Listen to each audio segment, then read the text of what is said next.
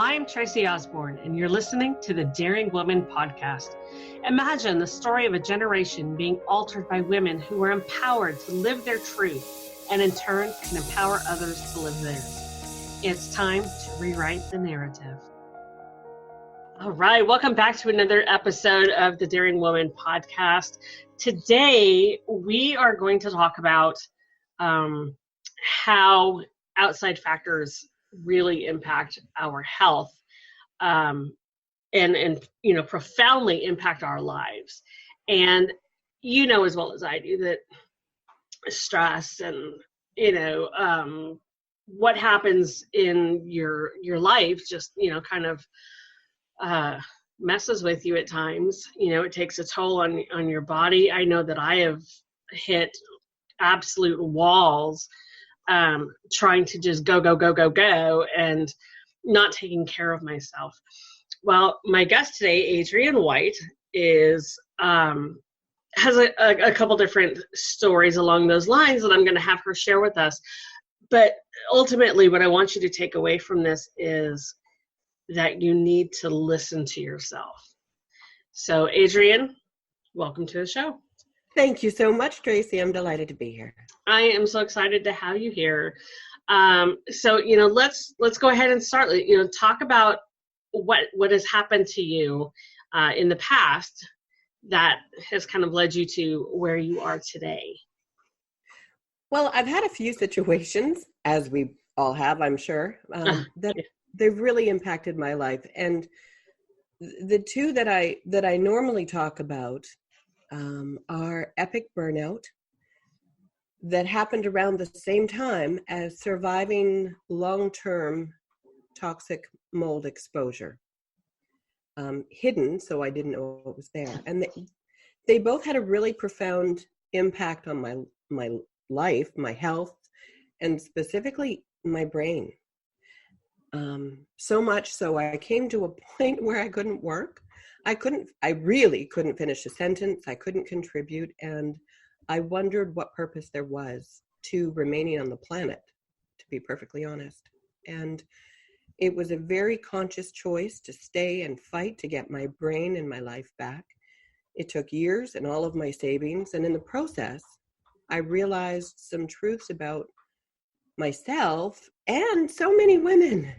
As you said, we really ignore the messages from our bodies quite often, and especially, intelligent, type-A-multitasking-mavens with a strong work ethic and a bent for perfectionism. Does that describe anybody you know? No, I don't know anybody that fits that. Yeah. And there comes a point where our brain or our body often pushes back. Yes. So it's around that. So I'll tell you more about it. But Tracy, I have a question for you. I have a couple. Okay. How would you say women would generally define, how do we know we have value? Oh my goodness. So I think that a lot of us define our value based on other people. Yeah. I know I'm guilty. For so long, I have defined my self-worth and my value based on what I think other people think about me. Right. And I make up I make up their stories. I think, oh gosh, they're judging me, they're thinking this, they're thinking that. And the truth is, it's all complete bull. And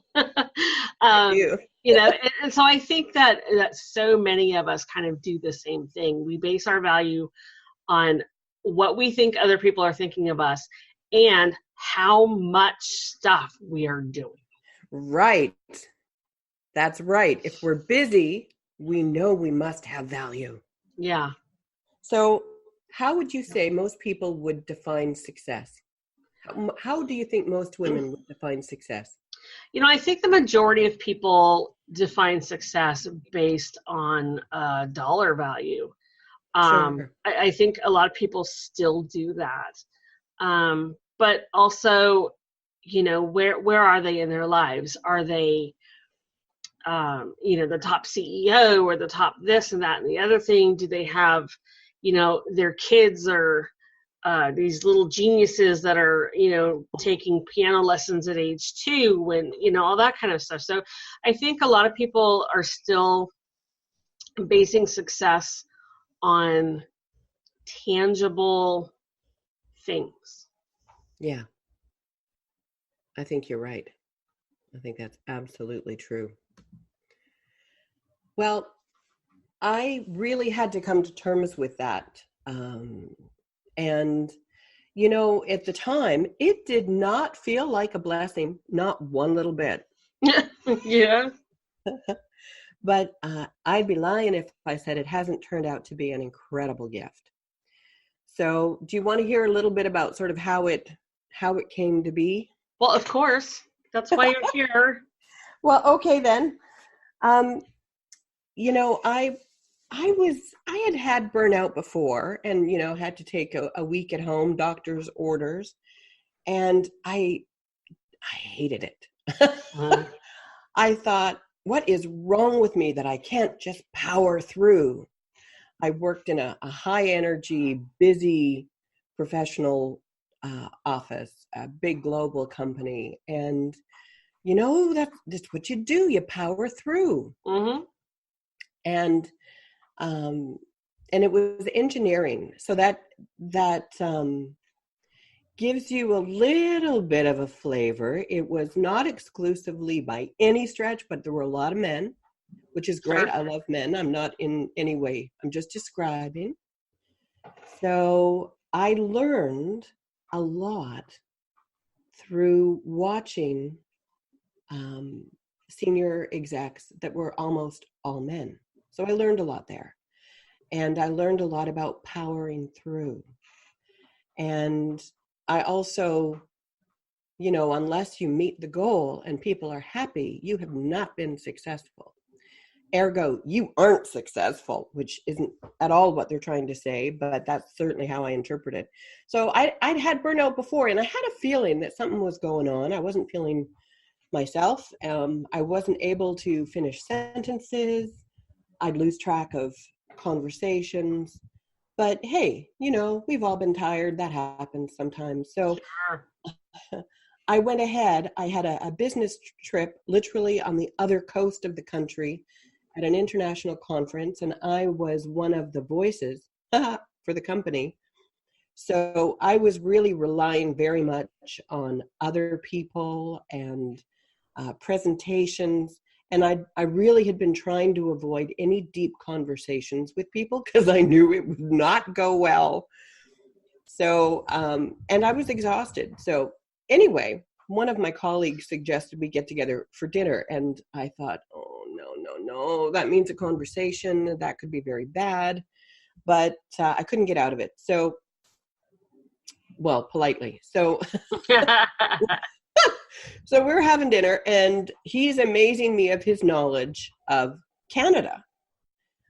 He's from the States, and so he's talking to me about the provinces, and this was a lot of our discussion over dinner. He even managed, to name a lot of the provincial capitals. And here's the truth: I'd forgotten many of them. My brain just was not working well. So he gets to the east coast of the country, and he's trying to remember the capital of Prince Edward Island. And I had no earthly clue, none. You could have offered me $6 billion in that moment, and I wouldn't have known. It was literally gone from my memory. And that's such an uncomfortable experience, right? I just wanted to be swallowed up and leave. But he said the magic word, Charlottetown. And in that minute, it was really odd because I gasped. I was so excited to hear the word. Unfortunately, I had a mouthful of water. Oh, no. Yeah. So, water spewed everywhere through my nose, out my mouth as I, coughed and spluttered. And Oh no. Mortifying. And it went everywhere. And everybody noticed. And the passing waiter, yeah, they just stared at me. And I realized, yep, I really do have a problem right now. Aside from the fact you're soaking wet. Exactly. So somehow I think I was able to depart with a modicum of grace, but I have no memory of it. I have no memory of traveling across the country back home. I have no memory of my doctor telling me to take a month off. I have no memory of explaining and apologizing to my boss, but I know all of those things happened. Sure. You know, the last thing I remember, or the first thing, was weeks later sitting on my couch wondering why I couldn't think properly. Now, I didn't know this at the time. I had no idea how completely the brain and body can shut down when you ignore those warning signs that you were talking about. Yeah. You know, so the other thing, unbeknownst to me, I had hidden toxic mold in the air in my apartment. And because I was there for a month, hardly going anywhere, I was exposed even more to it. So huge chunks of my memory are gone to this day. And have you ever had any cognitive damage in your brain? Not that I'm aware of. I also have chunks of memory that are gone, but Yeah. I think mine is more just blocks. Sure. Well, you probably can imagine the terror that comes with knowing that your brain isn't working properly, especially if you pride yourself on a degree of intelligence and being Right. able to contribute to conversations and make a difference at work, and it's frustrating. I'm sure you've experienced, you walk into the kitchen and you can't remember why you're there. Oh, Yeah. on a So, daily basis. right. And so that's annoying, right? Well, Yeah. if you take that and you multiply it by about 170 and then square it, Yeah. that's what it's like when your brain is just not working, and the fear that comes away with knowing, if you don't know if it'll ever work again. So that's like less than ideal, to be sure. And I really found it impacted everything, conversations with friends and family, the closest people in my life. And it was unbearable talking to them because I couldn't keep track of what I was saying or what they said. And I often, and I still do sometimes, I used the wrong words, and sometimes I'd offend people who didn't realize what was going on, right? So my whole circle of people that I connect with really got small, and I couldn't work. And it showed up in some predictable ways, but crazy ways. I'd watch a series on Netflix. You've heard of Netflix and chill. Well, I did Netflix and heal. And then a few weeks later, I could watch the whole series again because I had no memory of it. Sure. And then I'd go to a grocery store and I'd be standing in an aisle for 5 minutes trying to figure out what, like, pasta sauce. Okay, I wanted some pasta sauce. And I just couldn't figure out what to get. And then I was so tired, I'd drop the shopping basket and go home. So, and it cost me my job too, which really, Of course. yeah, that was tough too. So I was alone and I had no one to support me financially. I couldn't work. And, when you can't work, everything else kind of goes out the window, right? I really obviously had to find a way to make money, and my brain had to come back, or else I didn't see that there was any way that I could add value to the planet. And I really wasn't even sure that there was a point in my being alive. I don't have children. I don't have a spouse or a significant other. I don't even have a pet because the mold made me allergic. And through that, I thought, nobody needs me to be here. Nobody requires me to be here. and I can't work, so I can't support myself. So what value do I add? And that started the whole conversation around value.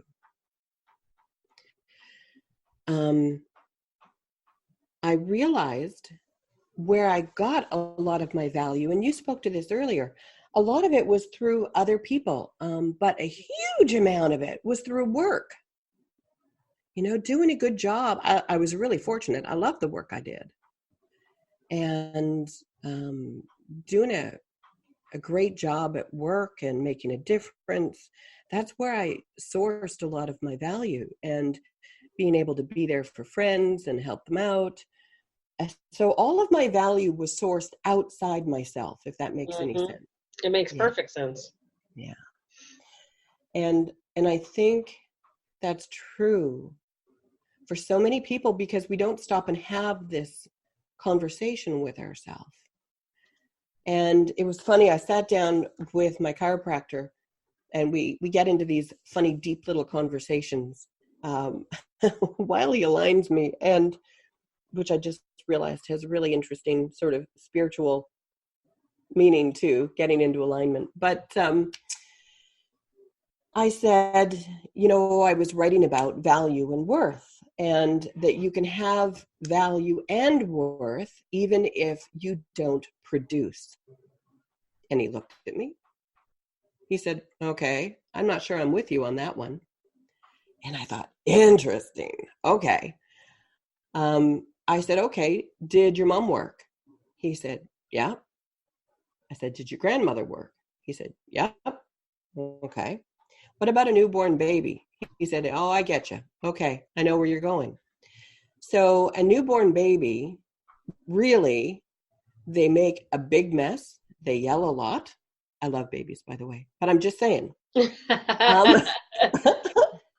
They do not add a lot of value in the way that we're talking about value, right? Right. So somewhere along the line, we lose track of the fact that, frankly, we have value because we exist.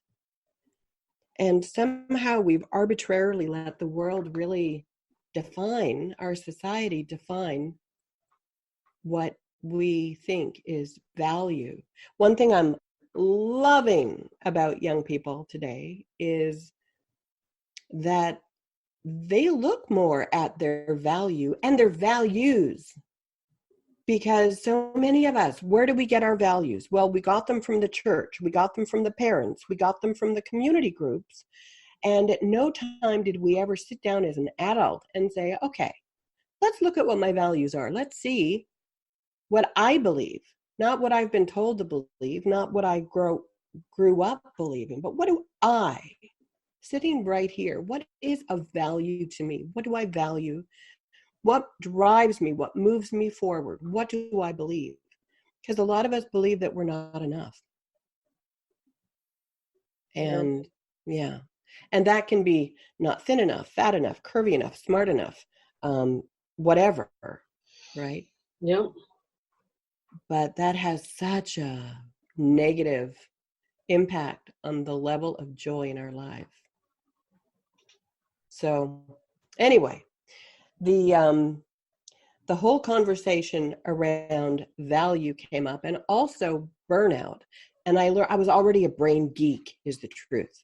And I learned so much more about the brain because I wanted my brain back, to be clear. Right. And, I'd learned that I had value beyond what I can produce. So yay, gold star. And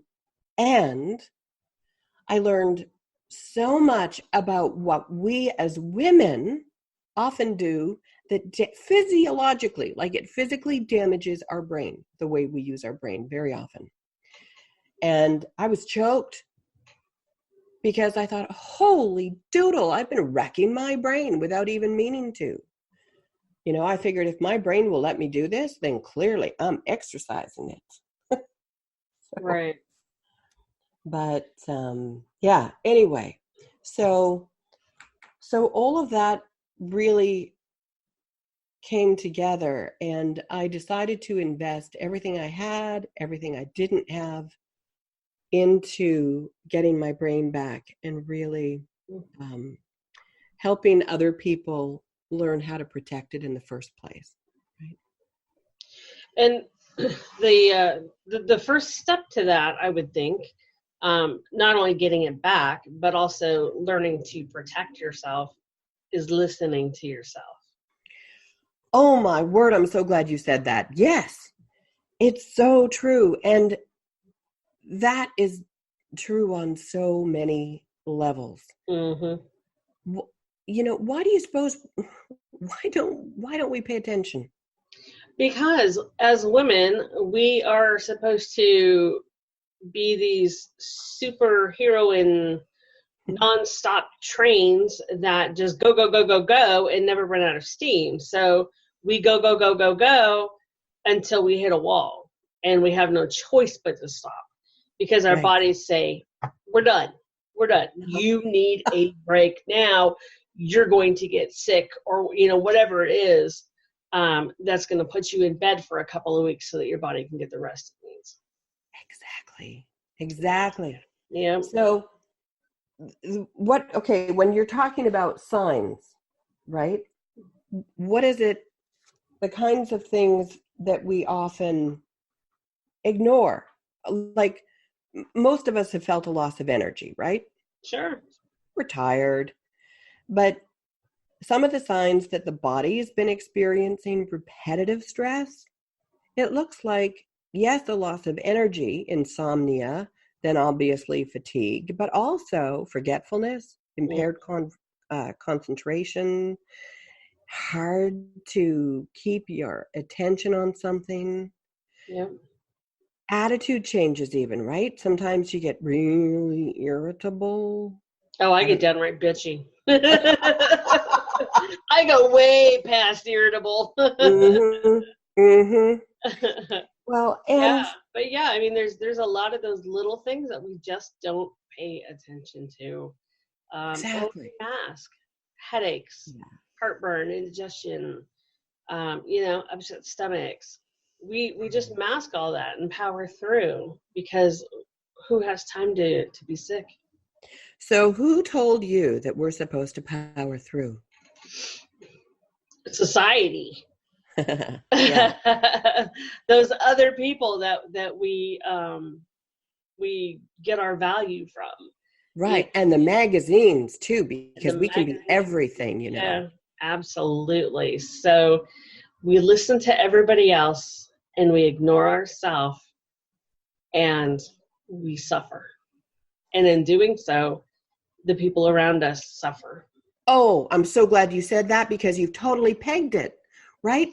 Somehow, a lot of us have grown up with this crazy belief that if we take care of ourselves, that is selfish. It is selfish, but it's a good selfish. Yeah. I call it a healthy selfish. There's healthy selfish and unhealthy selfish. And taking care of yourself is definitely a healthy selfish. I'd agree. And I'd even call it smart. Yeah. Right? Yeah. Because it's, and you used, a steam engine metaphor. So let's stick with that for a sec. If you don't put the coal in so that it can create steam, it's not going to go.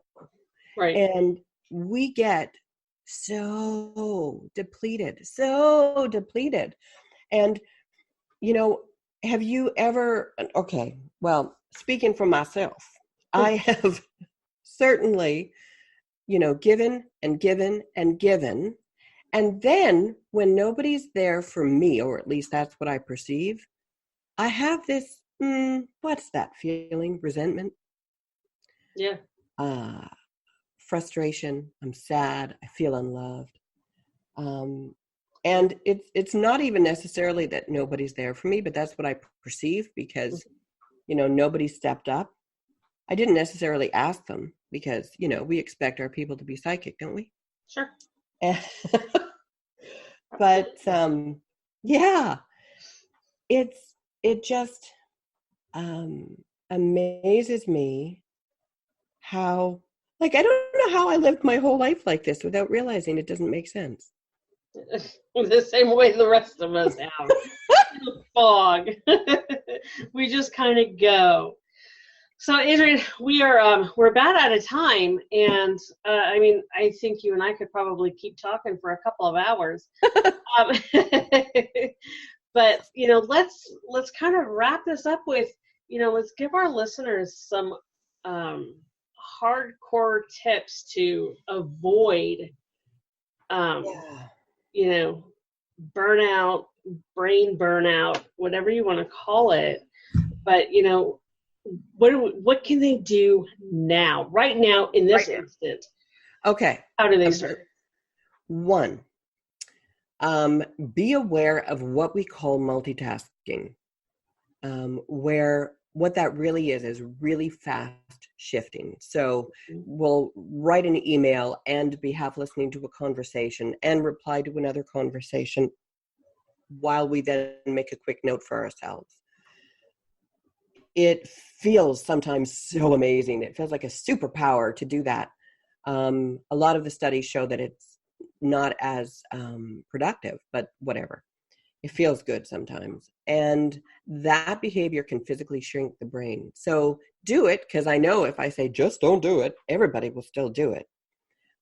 But give yourself brain breaks. Have mindfulness breaks throughout the day where you consciously try to think of nothing. Focus on the sound of the air conditioner. Focus on the feeling of one hand on the other hand. Just let your brain have a little bit of a break. So that's one thing. Another one is self-talk. I want you to think of a child that you really like, that you adore maybe. And it's a fun, loving, innocent child that has a world of potential inside them. And think of how supportively and encouragingly, I don't think that's a word, but that you talk to them, right? And you'd be patient and kind and playful. And if you saw somebody verbally beating up on that kid, think of what you'd want to do and how you'd feel. And then think of how you talk to yourself. So many of us have this self-talk that is a hidden current of negativity, and we say horrible things to ourselves. So I would say the second thing is stop that self-talk and talk to yourself as, because we all have a younger self inside, but when we're talking to ourselves, do that with love and reverence and patience, because that's we're the ones who are supposed to set the tone. And I think the third thing is kind of those two things together. We seem to get it backwards.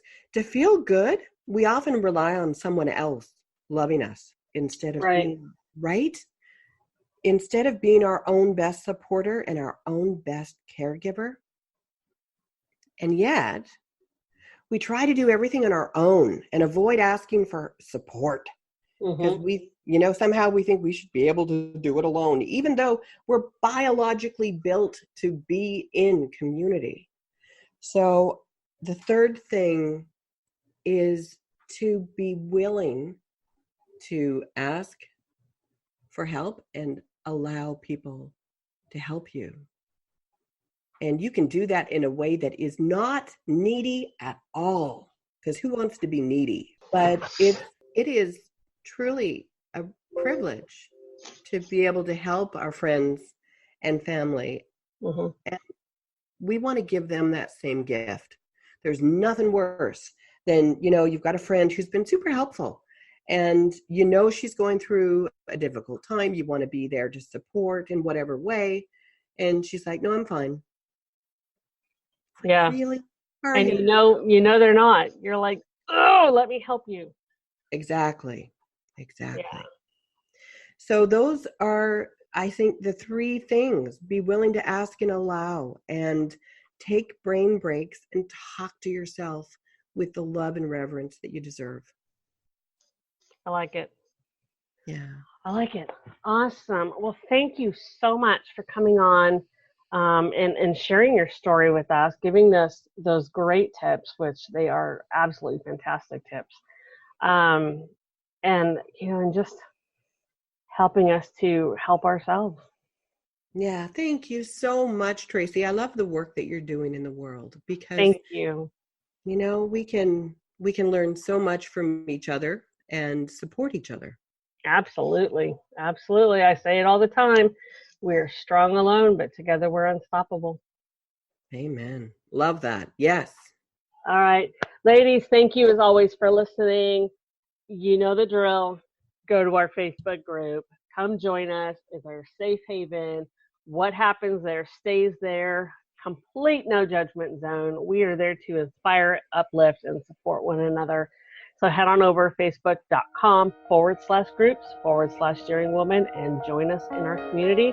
And we will talk to you next week on the show.